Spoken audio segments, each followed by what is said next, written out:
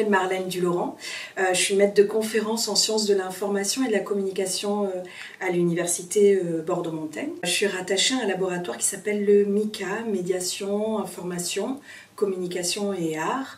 Et j'ai pour spécialité, depuis plusieurs années maintenant, l'analyse de discours, avec une appétence toute particulière sur les discours violents.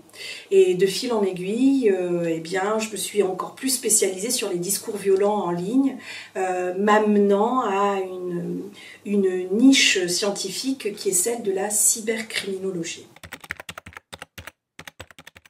Au cours de mes études, il y a des concours de circonstances qui font que j'ai fait un passage par Sciences Po Bordeaux.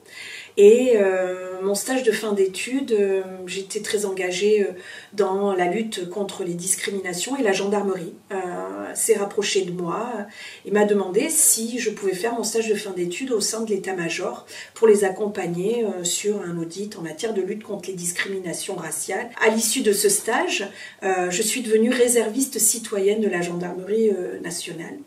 Et plusieurs années, une fois en poste ici à l'université Bordeaux-Montaigne, je continuais à travailler sur ces discours de violence en ligne et en fréquentant des collègues sur le terrain qui sont spécialisés en cybercriminalité. On appelle ça en gendarmerie des NTech, nouvelles technologies, donc des NTech. Je me suis rendu compte qu'il y avait une vraie carence en termes de compréhension sur ce que pouvaient être les pratiques de cyberharcèlement. Et puis on s'était dit que ça serait bien de pouvoir à un moment donné travailler, collaborer ensemble, et parfois il y a des synchronicités incroyables.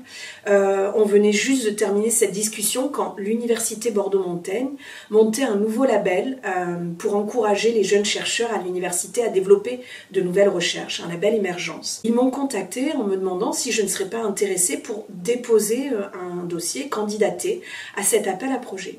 Et c'est ce que j'ai fait en proposant de manière complètement exploratoire peut-être une analyse sur ce que pouvaient être les pratiques de cyberharcèlement ici en exploratoire en lien avec la gendarmerie nationale.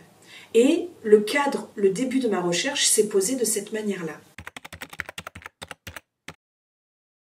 J'ai étudié une pratique de cyberharcèlement bien particulière qui est celle du vigilantisme numérique ou du diligentisme. Le vigilantisme, c'est quand vous vous inventez justicier à la place de la police ou de la gendarmerie. Un exemple concret, c'est quand vous avez des collectifs citoyens ou des citoyens qui peuvent se regrouper et qui vont traquer les pédophiles pour essayer d'aider la justice. Mais parfois, ce sont des pratiques déviantes, sans s'en rendre compte. L'enfer est pavé de bonnes intentions. Sans s'en rendre compte, ils peuvent exercer eux-mêmes des violences, se tromper de personne.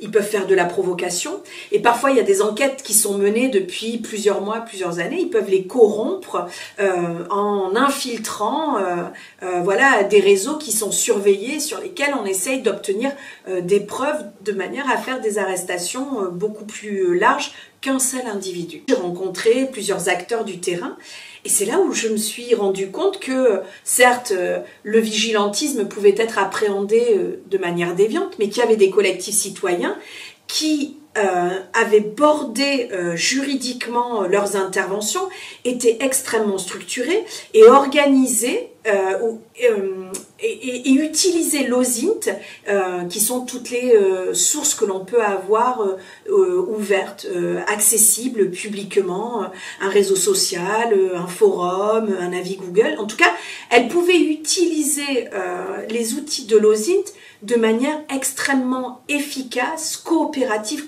collaborative.